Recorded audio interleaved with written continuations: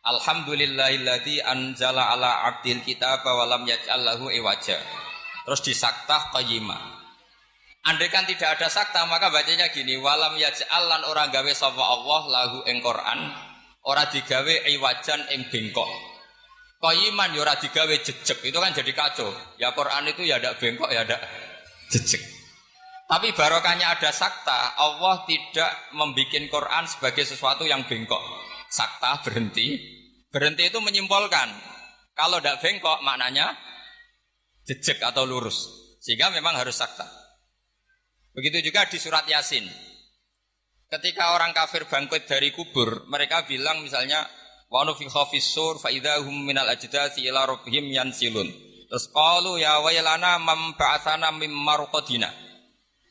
Orang kafir ketika bangkit dari kubur, mereka tanya, "Mam ba'atsana mim marqadina?" Kita yang bangkitkan siapa? Tentu ini adalah qailul mustafhim. Omongannya orang yang tanya.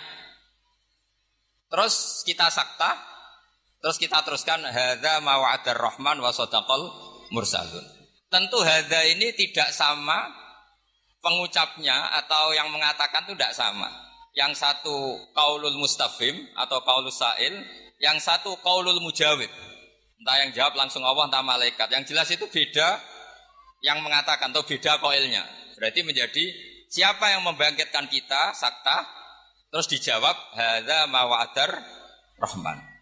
Andai kan itu dibaca langsung maka hadza ma wa'adar rahman bagian dari yang dikatakan al mustafhim, bagian yang dikatakan mam ba'atsana mim marqadina hadza ma wa'adar rahman itu kacau semua. Sehingga saya mohon sekali semua ilmu yang kita dapatkan itu tolong dipastikan bayinahnya. Begitu seterusnya. Dulu Syekhina Kiai Haji Maimun Zubair itu sering gojlok. Yasinan kok ora roh wakaf itu kata beliau. Beliau itu paling enggak seneng kalau santri yasinan gini misalnya. Fala yazunka qauluhum inna na'lamu ma yusirun itu enggak seneng sekali beliau. Karena tentu maknanya itu fala yahzunka qauluhum Muhammad, kamu jangan risau oleh apa yang mereka katakan. Kalau kamu baca langsung inna na'lamu itu jadi maqaulul qaulnya qauluhum. Yang mereka katakan adalah inna na'lamu ma yusirruna wa ma yu'linu. Itu tentu kacau, secara makna kacau. Yang benar adalah fala yahzunka qauluhum, kita wakaf. Kamu jangan gelisah oleh apa yang mereka katakan, yaitu mereka berkomentar bahwa Rasulullah tidak nabi, Rasulullah majnun, Rasulullah sahir. Kenapa kamu enggak perlu susah? Karena inna na'lamu ma yusirruna wa ma yu'linun. Jadi inna na'lamu itu tasliyatun minallah. Allah menghibur nabinya, kamu enggak usah susah Muhammad. Terus yang ketiga misalnya menyangkut maulid atau menyangkut musofahah setelah salaman atau wiridan setelah salaman. Itu di kota itu biasa dikritik. Apa dalilnya salaman setelah sholat? Apa dalilnya maulid? Anda sebagai pengikut ahli sunnah yang ala aswaja atau ala Islam Nusantara kalau bahasanya NU. Saya juga sering dibully. Islam Nusantara itu apa Pak Ba? Apa terus menjadi firqah 73 menjadi 74 karena ditambah Islam apa? Nusantara. Begini loh logika Islam Nusantara itu.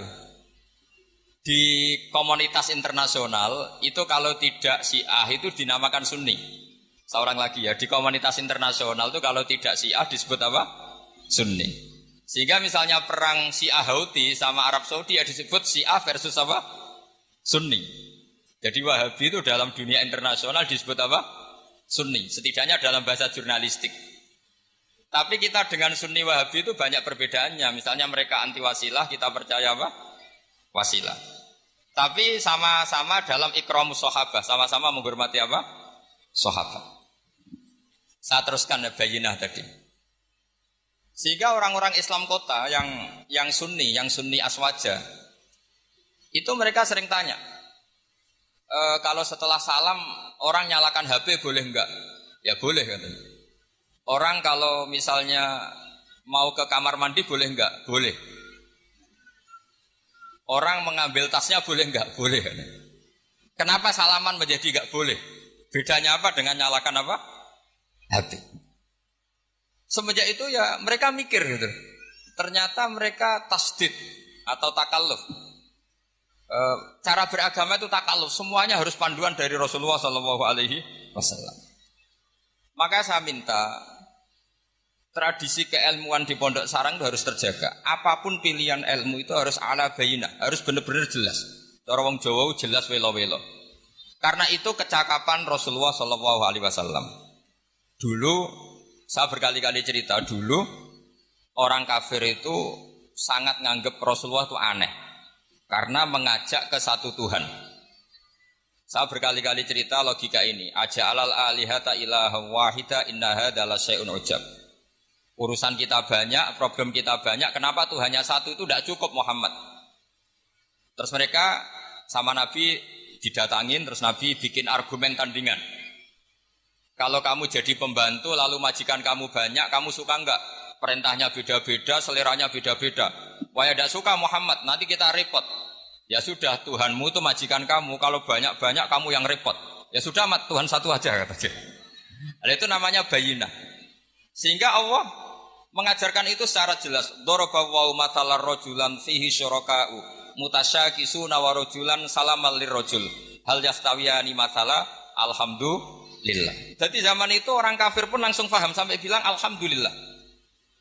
Allah membuat satu perbandingan, satu pembantu yang punya majikan banyak dengan satu pembantu yang punya majikan satu. Nasibnya baik mana? Tentu baik yang punya satu majikan. Akhirnya mereka paham, Tuhan kamu adalah majikan kamu, kalau banyak-banyak kamu yang repot. Ya sudah, satu saja. Nah ini yang dimaksud lam yakunil ladzina kafaru min ahlil kitab wal musyrikina munfakkina hatta ta'tiyahumul bayyinah. Ahli kitab apapun ngototnya pada keyahudian atau kenasronian itu tetap infikak, tetap akan tercerabut ketika ta'tiyahumul bayyinah, ketika datang penjelasan yang jelas, corong Jawa jelas welo-welo. Makanya saya minta anak-anak yang akademik ini harus menerima ilmu secara bayyinah. Saya masih ingat Mbah Mun itu ketika ditanya, ya jenengan damel kurikulum, moga bocah rapati iso ngaji Wahab, ngaji Mu'in. Kata Mbah Mun, sing ngaji tenanan yo ben Karangmangu. Saiki roh mondok sithik-sithik jamaah mbek ngaji mbek ora ro blas apik endi? Ya apik rondok ngaji.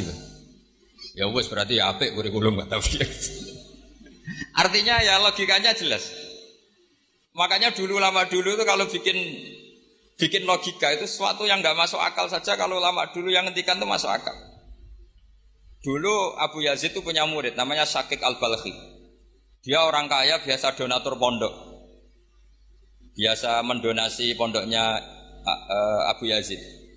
Setelah dia perjalanan dagang di satu Sahara gitu, di gurun pasir, ada burung yang patah sayapnya, patah kakinya.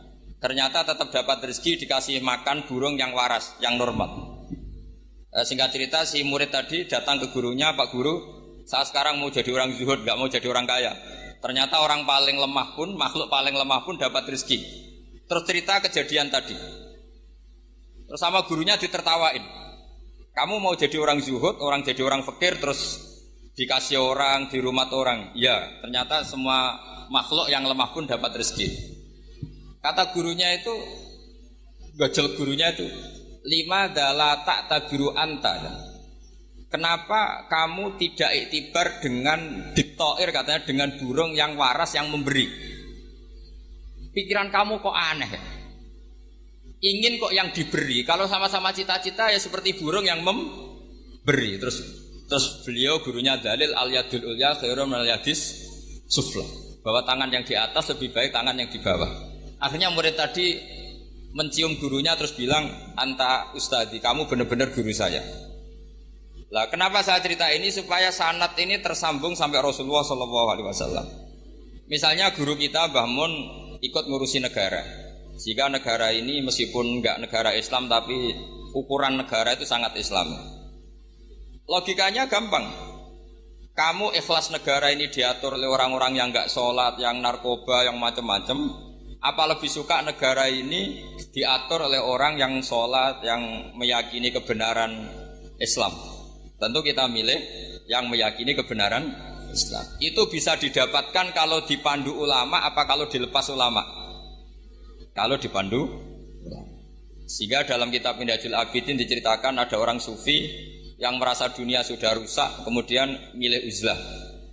Ketika uzlah, Beliau ngalami satu kasus ada hadis bilang taraktum ummata Muhammadin fi aidil mubtadi'ah.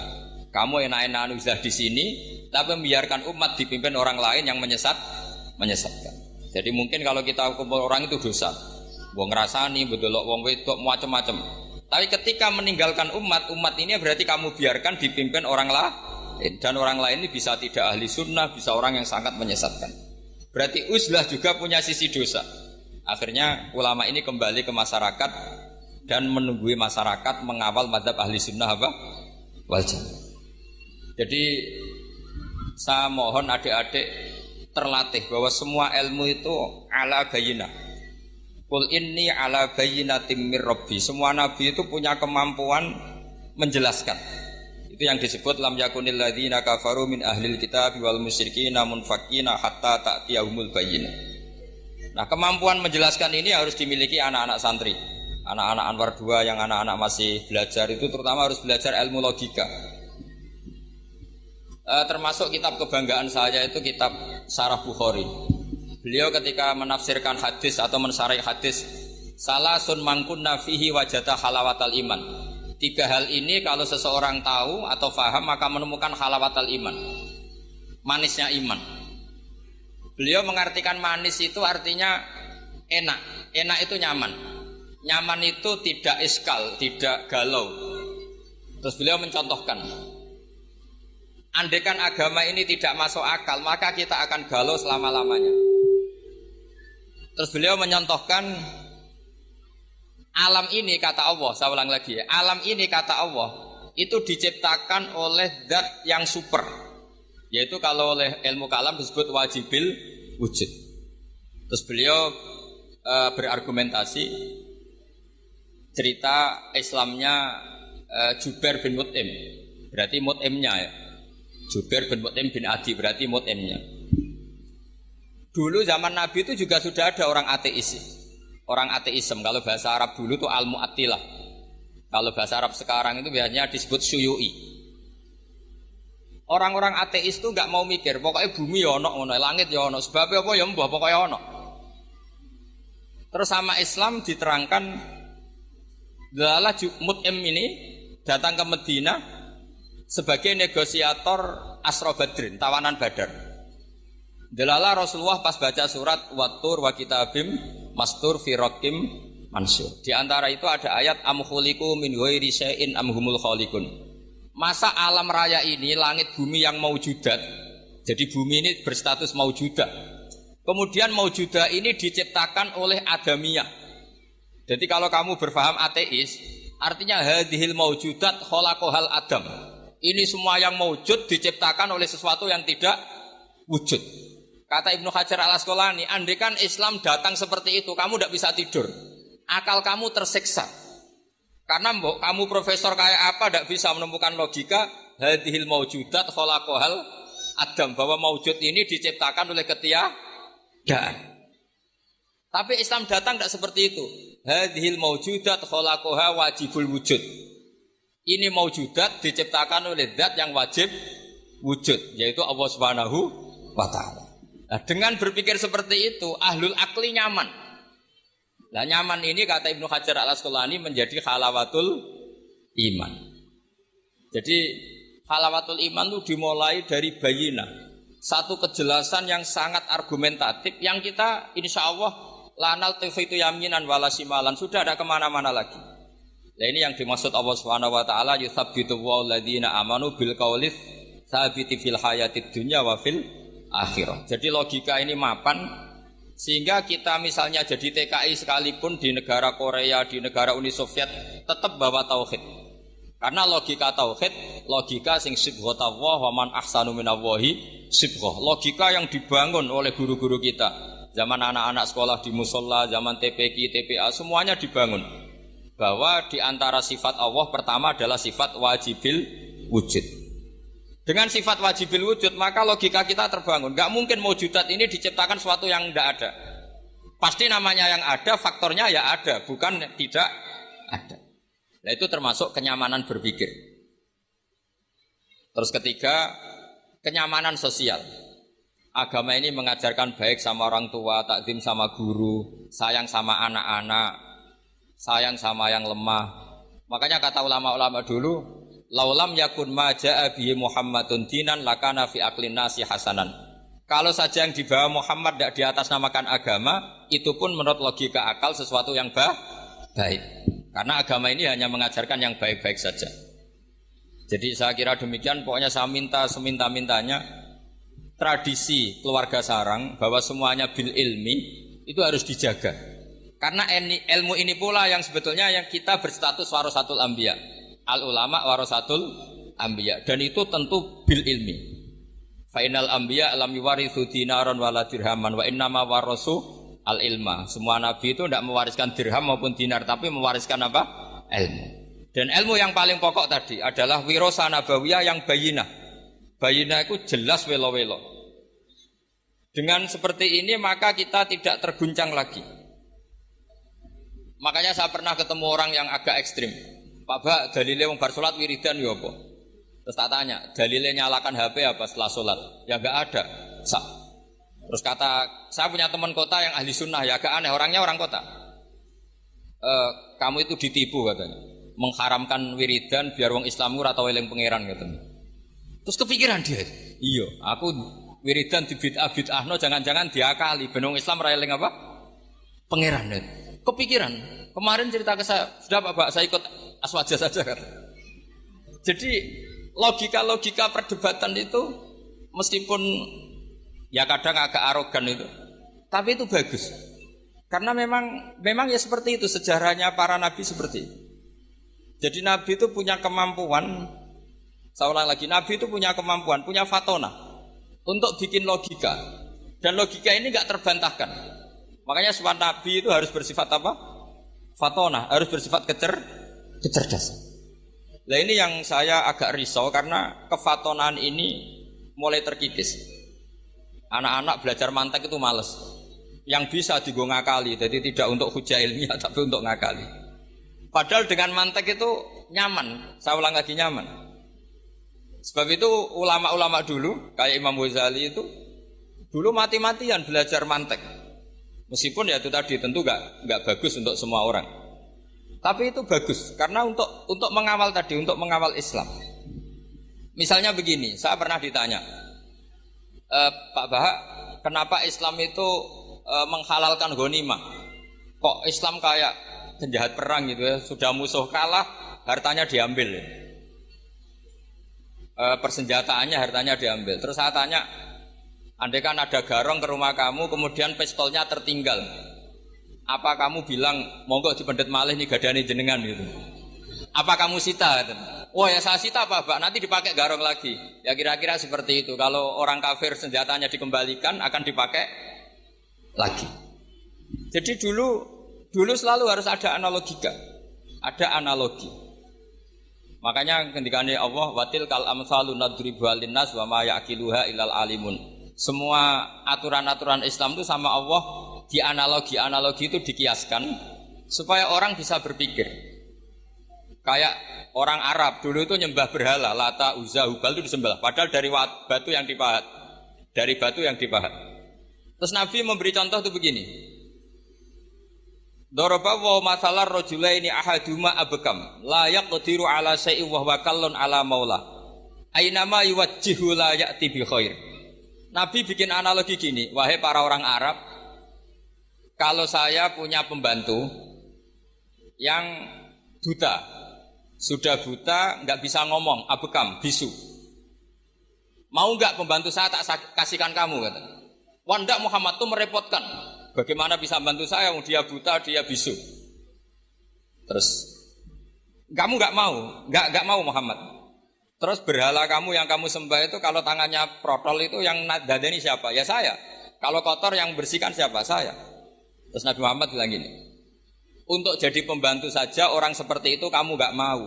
Masa kamu jadikan apa tuh? Tuhan. Wong Tuhan kok ngerepoti gitu. Mestinya Tuhan itu pantasnya direpoti, dimintain gitu. Itu mereka akhirnya iman, iya ya. Pangeran kok ngerepoti, ono ngedusi, ono noto barang itu. Allah gampang sekali. Daraba wa masalar rajulaini ahaduma abkam. Abkam itu bisu. La yaqdiru ala syai'in, tidak mampu melakukan apa-apa. Wa huwa kallun ala maula. Namanya bisu, tuli, itu hanya merepotkan yang punya. Ainama yuwajjihu la ya'ti bi khair. Diarahkan kemana saja tidak membawa yang positif. Akhirnya mereka iman. Makanya disebut lam yakunil ladzina kafaru min ahlil kitabi wal musyrikina munfakina hatta ta'tiyahumul bayyinah, bahwa orang-orang kafir baik berkategori ahli kitab maupun orang musyrik tidak mungkin tercerabut dari akar kemusyrikan atau akar keyahudian, kenasronian hatta ta'tiyahumul bayyinah, sehingga datang satu hujjah, satu argumentatif yang bisa mengalahkan pikiran mereka. Siapa itu? Rasulun minallah yatlu suhufam mutahharah. Nah sekarang Rasulullah sudah intaqala ila rafiqil a'la, tapi punya warasah, yaitu para ulama. Dan para ulama, para habaib, para siapa sajalah yang mewarisi ilmunya Rasulullah. Dan saya mohon sekali anak-anak ini harus terbiasa akademik. Ya akademik macam-macam lah. Saya berkali-kali baca hadis sahih. Yang paling saya cintai dari hadis itu apa? Yaitu kalimat-kalimat Rasulullah. Itu memang luar biasa. Misalnya beliau ngendikan orang mukmin itu baik semua. Ajaban li amril mukmin. Terus beliau ngendikan itu ajaban li amril mukmin, inna amrahu kullahu khairun. In asobathu sarra sakara fakana khairan lah. Wa in asobathu darra sabara fakana khairan lah. Terus beliau ketika ngendikan kematian, kehidupan itu optimis sekali dan dengan pandangan positif. Kata Rasulullah, anggap saja kalau kamu hidup itu ziyadatan li fi kulli khairin, potensi mendapat kebaikan. Kalau kamu mati, ya syukuri, anggap saja pengakhiran dari semua keburukan. Sehingga adat-adat kiai-kiai dulu itu kalau ada bajingan mati, orang oplosan kok mati, ya tetap bilang, saya nggih Pak niki saya. Meskipun hadirin enggak siap bilang saya. Nggih saya Pak nggih. Karena mautu hadzal fasik khairun lah. Matinya orang fasik ini bagus supaya enggak mereman lagi, enggak ngemel lagi, enggak jadi problem lagi. Jadi doa hidup dan mati itu seindah itu Rasulullah. Ya Allah, jika saya hidup, anggap saja ziyadatan li fi kulli khairin. Terus wal mauta rohatan li min kulli syarrin. Kematian adalah akhir dari segala apa? Keburukan. Saya ini termasuk kiai muda yang enggak pati takut mati. Artinya bukan karena saya yakin soleh, enggak. Misalnya kalau apa mati, pikiran kalau Gusti ini akhir dari segala potensi keburukan saya. Artinya kagum saya bukan masalah takut dan berani, enggak. Keilmian Rasulullah SAW. Betapa mudahnya Nabi melihat sesuatu itu positif. Hidup dianggap tadi ziyadatan lana fi kulli khairin. Kalau kematian anggap saja rohatan lana min kulli syarri. Jadi mudah sekali Rasulullah. Nah ini menurut saya kefatonahan yang harus diwaris kita semua. Ya ngoten mawon. Assalamualaikum warahmatullahi wabarakatuh.